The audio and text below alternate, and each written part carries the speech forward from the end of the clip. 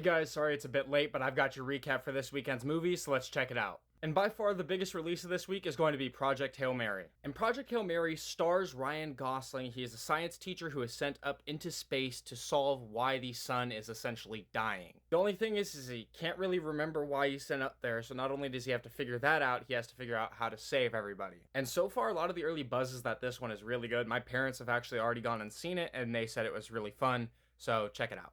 And then next up, we've got Ready or Not, Here I Come. And this is a follow-up to Radio Silence's first Ready or Not film that stars Samara Weaving, where she essentially got married and was forced by her in-laws to play a life or death game of hide and seek. And this one significantly expands on the original. Her sister, played by Catherine Newton, gets rolled into it, along with Elijah Wood and Sarah Michelle Gellar as new characters. And essentially a second game is triggered because she won the first one that has some larger implications than were in the first film.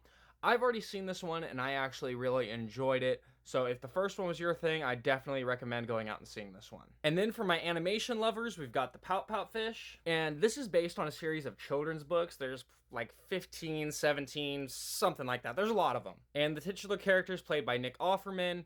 It looks like one of those stock standard grumpy character goes on a journey, becomes less grumpy type of things. It looks pretty childish, but I've been wrong about that before. And if this seems like your thing, you like animation or you got kids, this is probably what you're going to want to see this weekend. Now, really switching gears, we've got Do Not Enter. And Do Not Enter seems to be one of those horror films where a group of people goes to investigate a dilapidated building and, surprise, surprise, they end up finding stuff. Apparently this one's directed by somebody who primarily directs music videos, so sometimes that can lend itself to pretty interesting visual stuff, but I have heard that this one is pretty derivative. So if you enjoy stuff like this, it's probably going to be up your alley, but otherwise, you may be able to skip it. Now grabbing one from the other side of the pond, we've got Mr. Burton. And Mr. Burton looks pretty interesting. It's a biopic about Richard Burton, I believe, who was a famous Shakespearean actor, West End, all that kind of stuff. And he was also famous over here for films like Who's Afraid of Virginia Woolf. And it looks like we've got a pretty fun cast in here, and it also looks like the cinematography on this is pretty fun. Even from the trailer, I was kind of shocked for how good some of the shots looked for a biopic. Yeah, if you like British film, you like biopics, this is the one for you. All right, and this is probably the weirdest release of the weekend, and that is going to be Touch Me. I'm not gonna lie, the long and short of this is that it is a alien, like, hentai comedy horror film. Essentially, these two codependent friends meet up with this health guru type of guy that turns out to be an alien, and his touch is intoxicating. And the central conflict stems from they don't know if this guy is evil or if he's just kind of weird and is like culty. And yeah, this thing looks really weird. I don't know if it's necessarily going to be for me, but it does look pretty interesting, and early reviews say it does do the weirdness pretty well. And then we've got what could possibly be the sleeper hit of the weekend, and that is going to be Toe. Toe stars Rose Byrne, and she essentially plays a mother who is living out of her 1990 something Toyota Camry, and some sort of tow company ends up towing it, and she goes to war with the tow company to get her car back because they want like thousands upon thousands of dollars to give it back to her, even though it was unlawfully towed. And yeah, like I said, I think this could be the sleeper of the weekend. Rose Byrne is on a roll. Dominic Sessa's in here from The Holdovers. He plays like the lawyer character. You've got Octavia Spencer, and she's always good.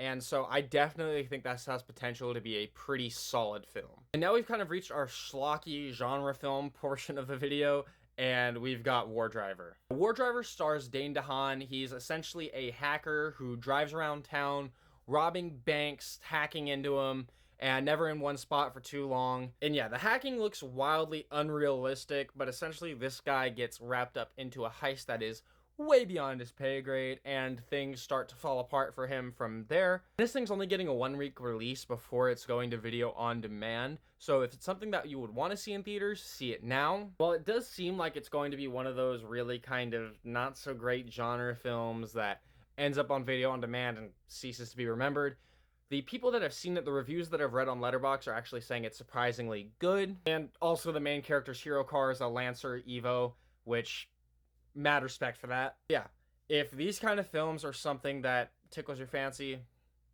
War Driver. And the second of these real schlocky films is going to be Vampires of the Velvet Lounge. And it follows this coven of vampires who goes out to clubs, uses dating apps to lure people in, and turn them into vampires. Pretty self-explanatory plot. Rip, visual effects on this trailer don't look very good. It's just not, it looks low budget. It looks really low budget. And the reviews are saying it's going to be one of those so bad it's good type of movies, so get a friend that you like to just pick apart bad movies with and have a blast. Finally, if you stuck around this long, 1, thank you, but 2, here's a little treat, and that is Dry Leaf. Now, this thing has been making its way around in festivals. It essentially follows a father who is trying to track down his son or daughter, I can't remember which.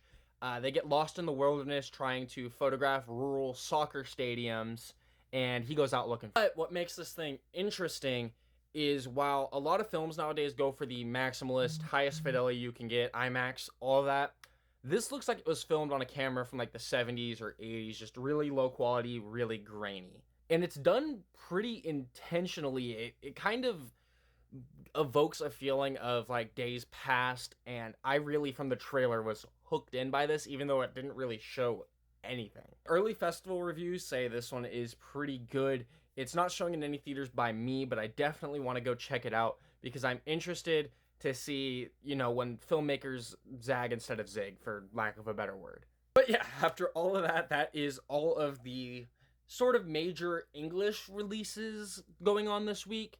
There are a few documentaries and a few foreign films I left out. If that's something you're interested in me covering, definitely let me know because I would be happy to. But for now, that's what I've got. And if you did enjoy this style of video, you do enjoy having a little recap of what's coming out this weekend, definitely drop me a follow. I try to do one of these every week. And I also try to do it earlier in the week, but TikTok keeps messing up my audio. It's a whole thing. Yeah, thanks for watching, guys.